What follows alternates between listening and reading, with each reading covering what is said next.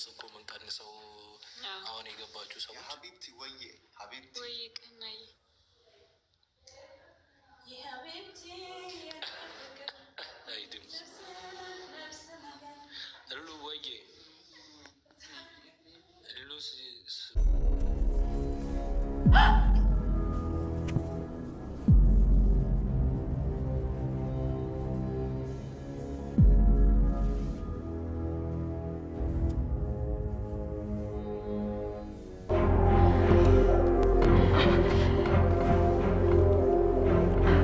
ጸጉርሽ ላይ እኮ ሰላም ሰላም እንዴት ናችሁልኝ? ወደ ሰብላይቱ ቤተሰቦች ደህና ናችሁ ወይ? እኔ በጣም ደህና ነኝ፣ እግዚአብሔር ይመስገን። ሐረግ ድራማ እንግዲህ ያፌት ኤፍራታን ከሰርጉ በፊት ፍርድ ቤት ወስዶ ሚስቱ አድርጓታል። እንግዲህ በዚህ ምክንያት ናታን የሰርጉን ቀን ለማበላሸትና ያፌት ራሱን እንዴት አድርጎ እንቅልፍ መድኃኒት በመስጠት ኤፍራታን ለማዳንና እሱ አግቢ ብሎ ሊጠይቃት እንግዲህ ቀለበት ሁሉ ገዝቶ በቤታቸው ተገኝቶ ነበረ። በጣም በሚያሳዝን ሁኔታ ያው ያፌት ማለት እንግዲህ አርቆ አሳቢ ነው። በነገራችን ላይ የፊቱን ብቻ ሳይሆን ነገ የሆነ ነገር ያው ተንኮለኛ ሰው አይደል፣ ስራው ስለሆነ ነገ በህይወቴ ላይ ምን ሊፈጠር ይችላል፣ ጥንቃቄ ማድረግ አለብኝ ብሎ እንግዲህ አጅሬው ከሰርጉ ቀን በፊት ኤፍራታን ፍርድ ቤት ወስዶ ሚስቱ አድርጓታል። ህጋዊ ሚስቱ ሆናለች። ይህ በጣም የሚያሳዝን ዜና ነው፣ በተለይ ለናታን ማለት ነው። ምክንያቱም ከዚህ በኋላ እሷን መርዳት አይችልም። ምክንያቱም የሰው ሚስት ናት፣ ወደደም ጠላም የሰው ሚስት ናት። እሱ እንግዲህ መጀመሪያ ሳይጋቡ በሰርጉ ቀን ያቀዱት እቅድ ነበረ። ለዛም ነበረ ቤተሰቡ በሙሉ ስብስብ ብለው እዛ ቤት የተገኙት። ለዚህ ዋናውም ነገር ይሄ ነበረ። ነገሩ ግን ተገላቢጦሽ ሆኖ አቶ ናታን እንግዲህ ሐሳቡን ማንም ሰው አይደርስበትም። በጣም ብልጥ ነው። ተንኮለኛ ከመሆኑ የተነሳ በጣም ልምድ አለው ማለት ነው። የሥራ ልምድ አለው። የተንኮል ኮርስ ወስዷል። እያንዳንዱ የሚያደርገውን ነገር ሁሉ በብልሃት ነው የሚያደርገው። ነገ ላይ ችግር እንዳያመጣበት። በእርግጥ መጨረሻው ፍርድ ቤት ማን እስር ቤት መግባቱ የማይቀር ነው። ወደደም ጠላ መጨረሻው እስር ቤት ነው ያፌት። ግን አሁን ላይ ግን ተንኮሉን ግን በስርዓት በብልሃት ነው የሚሰራውና ከናታን የሚለይበት አንደኛ ዋናው ነገር በጣም ብልሃተኛና ጎበዝ አስተዋይ ነው። በጣም ነው የሚመቸኝ። በነገራችን ላይ ክፋቱን ባልወድለትም ግን ድርጊቱ ግን በፕሮግራም እና በእቅድ ነው የሚንቀሳቀሰው ማለት ነው። የፊቱን አይደለም። ይሄ በቃ ዛሬ የሆነ ነገር አድርጌ እንትን እላለሁ ሳይሆን ነገን ብሎ ነውና የብልጠቱ ብልጠት እንግዲህ የሰርጉ ቀን የሆነ ነገር ሀፕል ሊያደርግ ይችላል። እምቢ ብትለኝስ፣ የራሱ ጉዳይ ብትልስ፣ ነገሩን ብትናገርስ እዛ ሰው መሃል ብሎ ስላሰበ ቀድሞ ሂዶ ተፈራርሞ ሚስቱ አድርጓታል ማለት ነው። ይሄ በጣም የሚያሳዝን ነገር ነው። ኤፍራታ ከዚህ በኋላ ከናታን እጅ እንዴት ነው ልታመልጥ የምችለው? ከዚህ በኋላ ሊያሳስበን የሚገባው ነገር ኤፍራታ ለምን ያፌትን አገባችሁ ሳይሆን እንዴት ብላ ነው ከያፌት እጅ የምትወጣው? በምን ምክንያት ነው? በእርግጥ እሷም ሐሳቧ እሱን አግብታ እሱን እስር ቤት አስገብታ ማለት ነው እቅዷ ማለት እሷን ጎበዝ ናት። በነገራችን ላይ ከእሱ አትተናነስም። እንግዲህ ምን አሰበች? እሱን ካገባች በኋላ ከዛ በኋላ ሚስጥሩን ካወቀች በኋላ እሱን እስር ቤት አስገብታ ቤቱን በስሟ አድርጋ ለናታን መመለስና ሴቶቹን ደግሞ ያሉበትን ቦታ ለማወቅ ለኔ ቀላል ነው ብላ አስባ ነበረ። እና እንግዲህ ኤፍራታ ያለችው ነገር ሊሳካላት አልቻለም። ምክንያቱም ያፌት ቀድሞ ነገሩ ስለጠረጠረ የሰርጉ ቀን የሆነ ነገር ይፈጠራል ብሎ ስለፈራ ኤፍራታን ቀድሞ ተፈራርሞ ሚስቱ አድርጓታል ማለት ነው።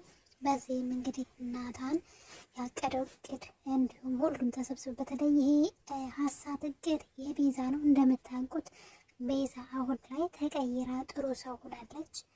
እህቷን በጣም ነው የምትወዳት። እህቷን ከዛ ሰውዬ እንዴት አድርጌ እንደምነጥቀው እያለች እያሰበች ነው። በጣም ደስ ይላል።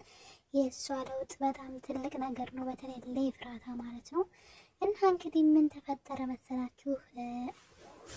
አቶ ያፌት በተሰጠው የእንቅልፍ መድኃኒት ምክንያት ራሱ ስቶ ወድቆ ተኛ። በዛ ሰዓት እንግዲህ የቤቱ ሰው በጣም ደስ አለው፣ በተለይ የኤፍራታ ቤተሰቦች ማለት ነው። ናታንም እንግዲህ ተጎንብሶ ማለት ነው አግቢኝ የኔ ቆንጆ ብሎ ሲላት እሷ ግን ነገሩ ቀድሞ እንደተበላሸ ነገረችው። አዝነው ወደ ቤተሰቦቻቸው ተመለሱ ማለት ነው። እና ናታንም በጣም ከገፋው በኋላ ግን በዛ መሀል እንግዲህ ጽዮን ትደነግጥና ራሷን ትስታለች ማለት ነው። ልክ ስትነቃ ሁሉንም ነገር የነበረውን ነገር ሁሉ አስታወሰች ማለት ነው። እና እንግዲህ አንድም ነገር አልቀራትም። በተለይ ሉሊትን ስታያት ያደረገቻት ነገር ሁሉ ትዝ አላት ማለት ነው። መታጠቢያ ቤት ውስጥ ስልክ እያወራች ስትደርስባት ወስዳ ከሲንኩ ጋር ስታጋጫት አስታወሰች ማለት ነው። እና እንግዲህ አሁን ላይ ቤት ውስጥ ማንም ሰው እሷ ነገሮቹ ሁሉ እንዳስታወሰች የሚያውቅ ሰው የለም። ድብቅ አድርጋ ይዘዋለች። ወንድሟ ሐኪም ቤት እንሂድ ሲላት እንደውም የሆነ ሰዓት በጣም ሲያስጨንቃት ልትነግረው ሁሉ ደርሳ ነበረ።